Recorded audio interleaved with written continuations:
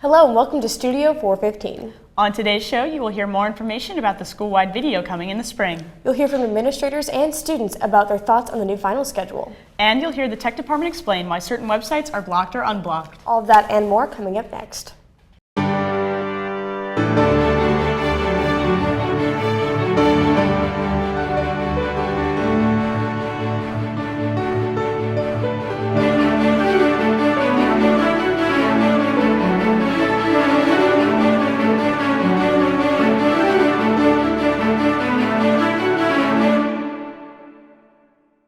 Welcome to Studio 415. I'm Megan Holt. And I'm Amelia System. A few years back, Carroll's radio and TV class created a school-wide video based on the idea of a lip dub.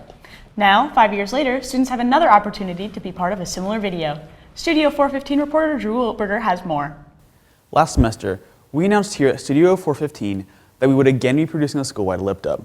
In my story, you'll learn more about this intense planning process. Let's get it started in here. In 2014, Carroll was able to produce a school-wide video. A lip dub is a type of music video that combines lip syncing and dancing to make an attention-grabbing production.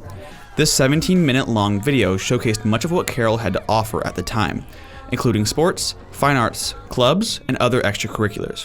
Music choices included popular songs as well as some classic hits.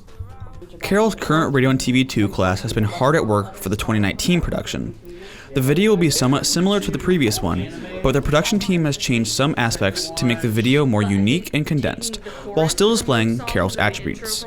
We're really focusing on moments this year in the lip dub, so we're going through the classrooms that have to have their equipment around them, and we're focusing just on the really cool things that other schools may not have and the cool things that we do here as a school.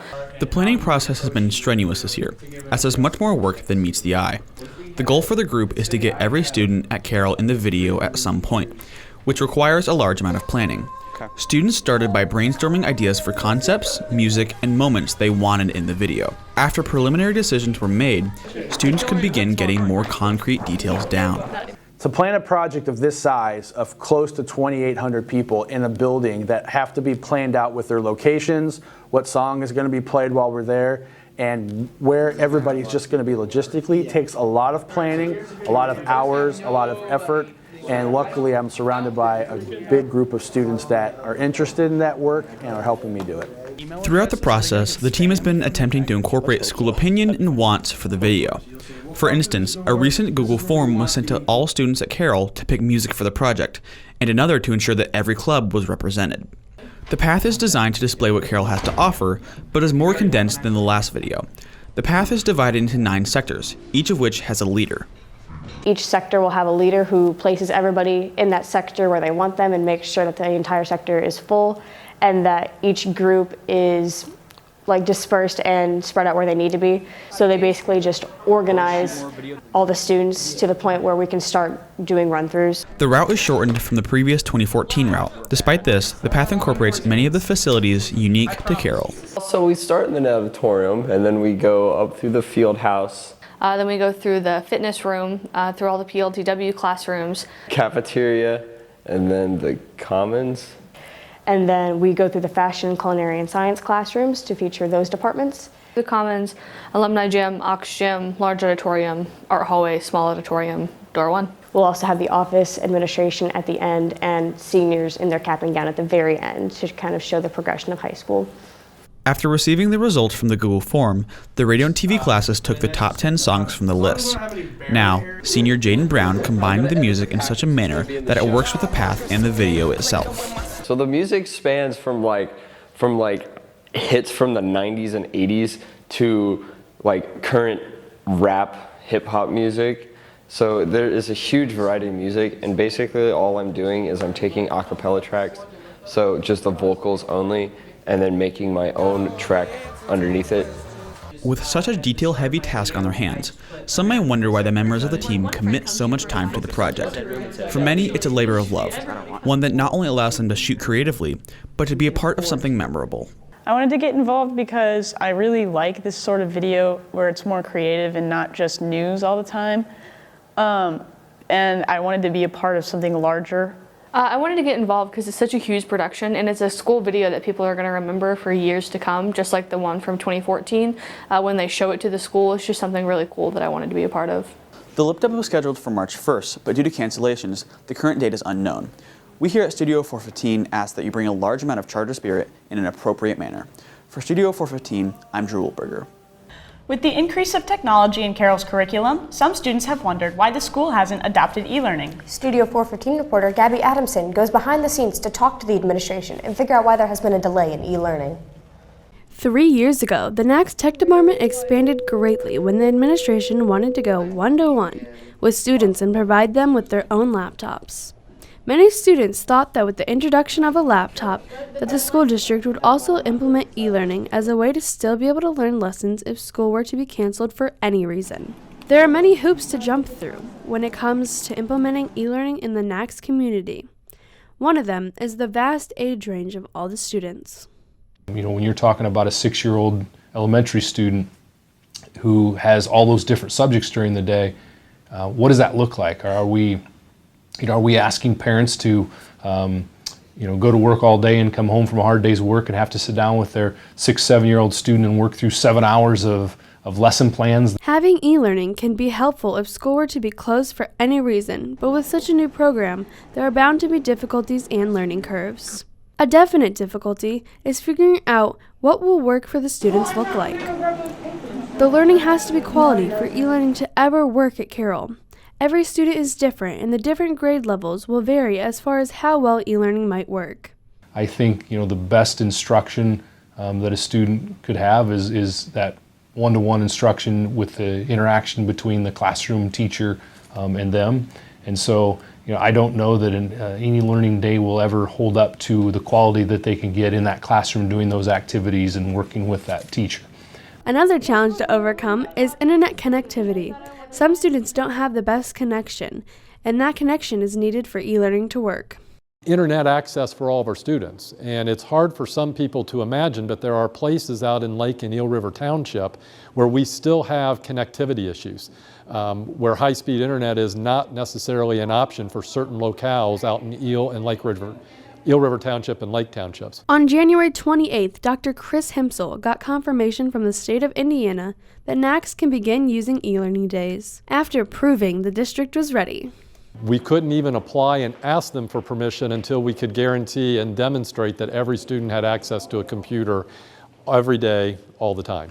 The obvious would be like you're not behind with your schoolwork, and then like if you're out of school for like the amount of days that we were last week, like you're not as behind and you can kind of stay caught up with the material. I think it would be like kind of inconvenient because I don't think kids would actually learn from it. I think people would just do it just to get it over with. I'm for e-learning because although it's gonna like stink having to work at home, like I don't want to go over and add days to the school year. So I think like just getting it all done and not having to go over would be a lot better. On January 29th, Dr. Chris Himsel sent out an email stating that NACS will be participating in e-learning as of next year. Himsel also said that NACS will be participating in e-learning in case of emergency this year. From Studio 415, I'm Gabby Adamson. Whether you had extra study time or 3 more hours of sleep, it's safe to say that everyone here at Carroll enjoyed the new final schedule. However, adding it to the schedule did raise some concerns about proper time management and possibly lower exam grades. In my report, you'll see more on the future of student success time. This past semester, the administration implemented a new final schedule that gave students the freedom to utilize their mornings in their own ways. While it's clear that most students were pleased with the new schedule, the administration feared that the allowed free time would be used poorly. The concern, of course, is did they use it to the best of their ability? Did enough students use it to better themselves and get ready for those finals? Even though many students used their free time to sleep in or go to breakfast with their friends, many students reported having higher final exam grades and credit that to student success time. A study sent to 100 students reported that 65% of students had harder classes and finals than last year, but 59% of students had higher exam averages than years past. They stated that the extra time was super helpful and allowed them to balance their time between catching up on sleep and studying at their own pace. It was really nice. I woke up at around 11 every day, except for one day I went to breakfast, and I felt it really helped me with like my mentality coming into school every day like that. Students felt relaxed thanks to the free time. It allowed them to de-stress before finals, which in turn let them do better on their tests. Teachers also enjoyed the freedom of student success time. Those who chose not to create a scheduled review gave students the opportunity to ask whatever questions they had whenever was most convenient for them, which allowed for conversations with students who wanted to learn and review for their finals. These meaningful conversations aided students with their final grades. I liked being able to have that leeway of like you can get up kind of here or there and kind of plan your morning. Still, some students found issues with the open-endedness of student success time.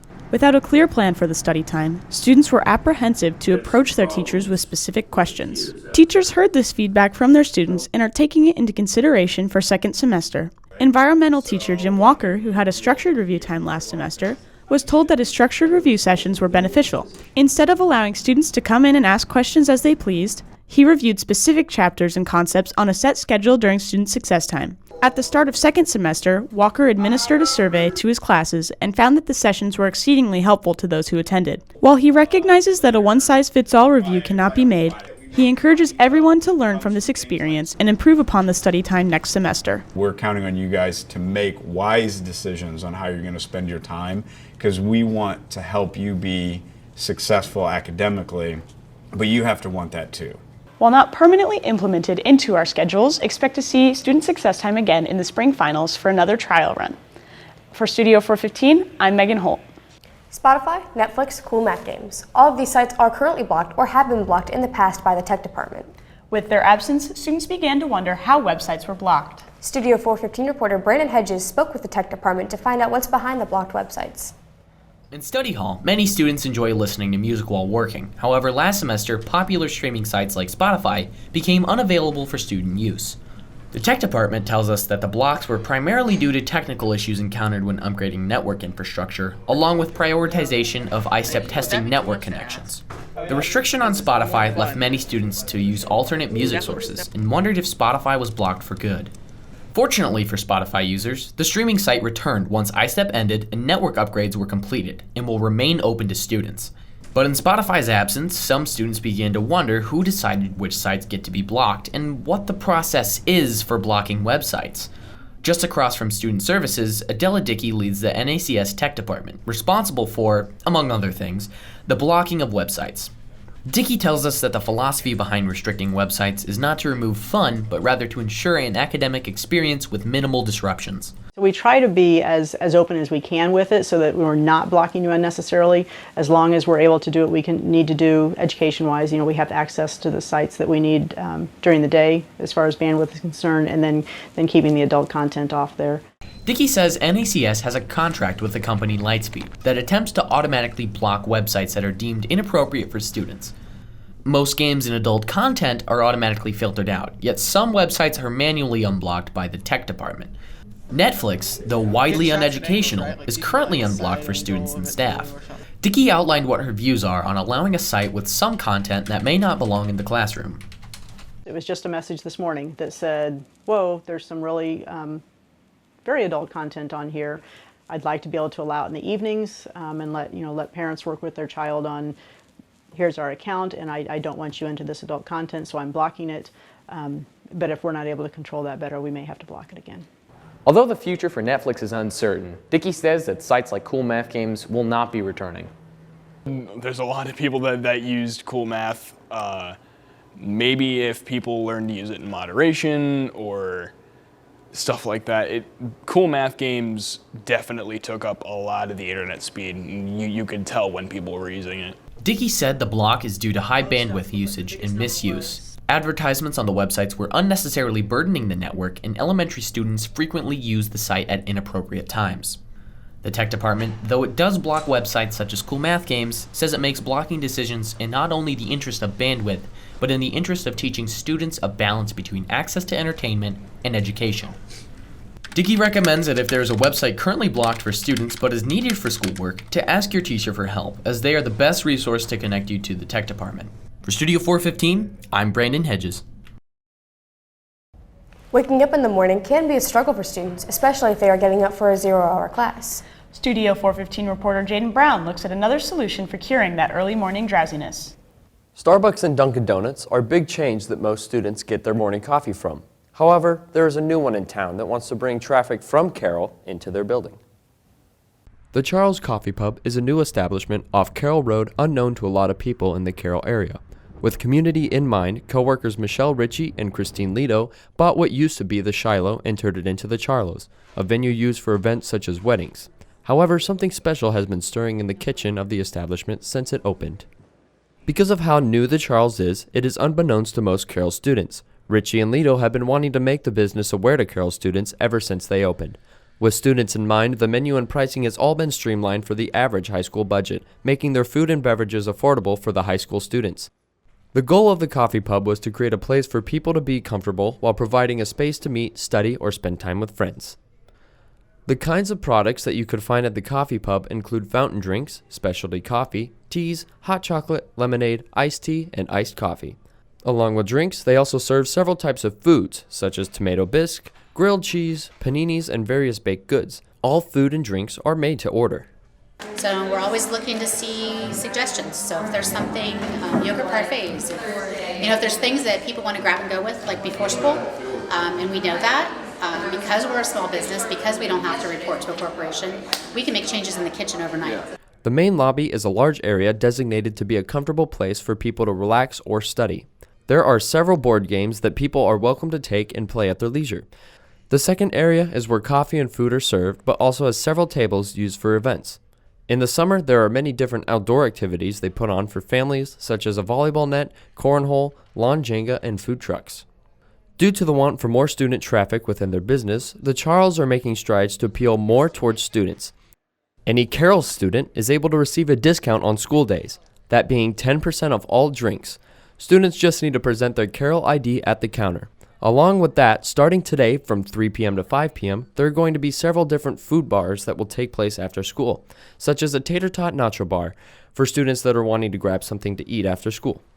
More information can be found on their website or Facebook page. As of right now, there isn't much business going on at the Charles. They are open between 7 a.m. and 7 p.m., keeping the school schedule in mind. On a normal day, you might find 2 to 3 people in the building at a time, making a quiet place to get together with friends or study. It's just empty during the week, and we love people. We love our community. We wanted the kids here. We wanted the parents here, and that is our hope, that this is filled with kids that are playing board games, or if that's not cool, just hanging out. The coffee pub is open all week except for some Saturdays due to events such as weddings. If you're wanting to stop by for a drink, just check their Facebook or website for more information. For Studio 415, I'm Jaden Brown. CHS hosts a wide variety of events throughout the school year, and many of these projects can be expensive and difficult to organize. Studio 415 reporter Tyler Delagrange takes a look into the group that handles these responsibilities. Student Council is a club at Carroll that entrusts a group of students grades 10 through 12 to organize events and programs here at Carroll. The council is run by presidents from each grade level, with the senior president being considered the leader of the whole group, who organizes the club meetings. Each grade's president does the same for events run by their corresponding grade level. Along with the president, they also have a treasurer to decide where to put the group's money and handle their budget. These roles are decided through nominations from council members, and despite the fact that students are able to nominate themselves for these roles, it's rather uncommon for them to need to take a student vote near the end of the year as a tiebreaker. The group is advised by English teacher Michael Klein, who handles most of the group's outside contacts from other Carroll groups to DJs for prom. While many students know the larger events the student council does, such as prom or semi-formal, there are many other fundraisers and programs they run as well. We also have some different things like in the works for the end of the year, just different projects. The junior class is trying to get like a letter writing program together for like seniors in nursing homes where we can write to them and just keep them some company. While they enjoy general freedom in what they can do, the council must run every idea they have by school staff before they're given the power to go through with them. They are open to student advice and feedback to help improve the way that many events they host are run in the future. A lot of the time we'll get negative feedback with like the different music we try to use for the dances, or the types of events we use don't turn out the way we had planned. So any decent coalition of students who want to present us with ideas as to what we can do better would be definitely helpful. If you want to learn more about what the Student Council plans on doing this year, refer to Klein or one of the Student Council's 39 members. From Studio 415, I'm Tyler Delagrange. As the new semester starts up, so does the show choir band, and the show choir band to back them up with 2 new shows. Recently, they even won Best Band at the Chesterton Trojan Classic. Studio 415 reporter Christian Doak had the chance to talk to the show choir band and the directors about their new show and its music. You've seen the wonderful colors of the show choir and heard their award-winning voices. But do you know the students behind the stage that make all the music possible? The wonderful group of students behind the music are simply known as the show choir band, but their job is more than simple. Even with this in mind, lead trumpet player Colin Anderson says that he's really excited for the new year of music. Well, I know that the mixed group, they're doing a song by Limp Bizkit, so that one goes hard. It's a real headbanger. Really get the lead out on that one. Really like that song. You can really get into it. They have a lot more vocal songs that the rest of the band, most of the band, doesn't play on, except for the rhythm section. The music isn't the only new thing coming to the show this year. The band has a new string instrument as well as a new band member. This year we brought violin, which is really cool. On both shows we use them. And I believe that's it. Katie Campbell is new to the band this year. She's a Carroll graduate who was hired as a professional violinist to play alongside the band. However, this is nothing new to her because she had previously played with the band in her junior and senior years. She thinks that most of the music is fairly easy, but she does admit that some of the solos are rather challenging. Pretty laid back, but there are like a couple of solos that I do that are, I mean, they're decently hard. But the music is really good. It's a lot of fun. It's really upbeat, a lot of fast-paced songs. There's only maybe like 2 slower-paced, but they're fun. It's a lot of good songs. Band's director Scott Chapman says that even though the band hasn't changed very much in the last 10 years, he still enjoys directing because he enjoys being with the group. The thing that keeps me coming back year after year is that this group is fun. It's always people who want to play music, who have a good time playing music, and you know, I started college as a music major and I loved music, but didn't want to, I liked science better and I didn't want to finish up on teaching that as an everyday kind of thing. But it still lets me stay involved with the music, see a lot of these kids outside of the classroom in a different light, away from the science realm. And be sure to come out and support the Carroll Show Choir and its band this year.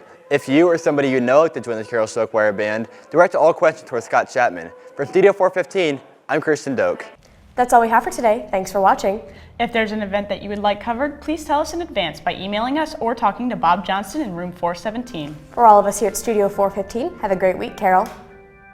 Sunny days and friendly smiles, walk the halls with me. Studio 415.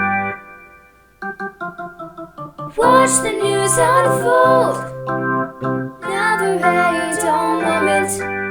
Students today create our future, come and join the fun. Studio